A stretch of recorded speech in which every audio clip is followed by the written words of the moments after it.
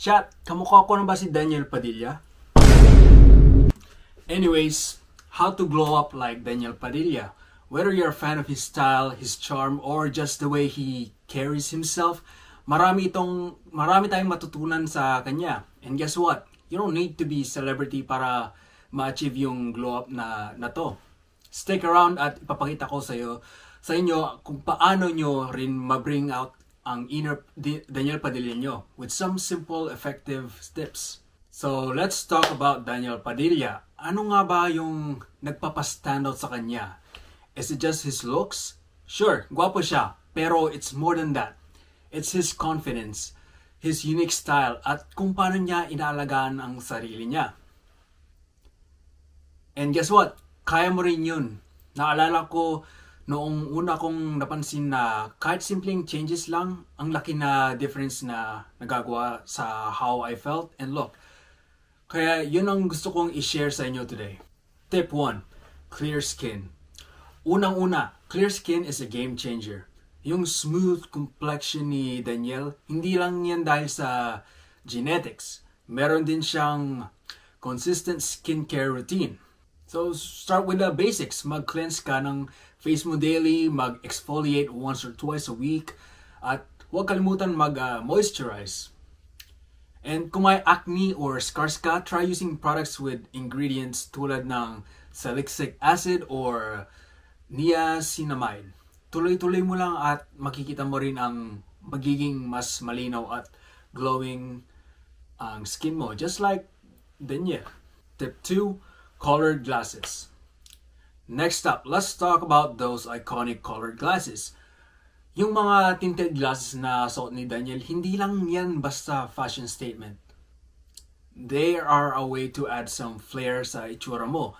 Whether you're going for a retro vibe or something more modern, a pair of colored glasses can make your outfit pop at bibigyan ka pa ng cool, effortless style.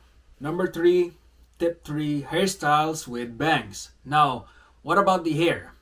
Madalas makikita natin si Daniel na may bangs. At ito ang talagang nagpe-frame ng mukha niya. Bangs can make a big difference. Whether they're full, side-swept, or medyo tousled, ang susi dito ay ang paghahanap ng style sa bagay sa face shape mo. Kung hindi ka sigurado, mag-experiment ka muna sa iba't ibang lengths at textures hanggang mahanap mo yung bagay sa iyo. At huwag kalimutan, healthy hair starts with a good hair care routine. Kaya tip 4, denim jackets. At syempre, hindi pwedeng mawala ang classic denim jacket. Madalas suot ni Daniel to and for good reason. Versatile, timeless, at pwede mong i-dress up or down whether you're pairing it with a simple tee or layering it over a hoodie. Isang denim jacket ang nagpapaganda ng rugged yet stylish touch as sa outfit mo.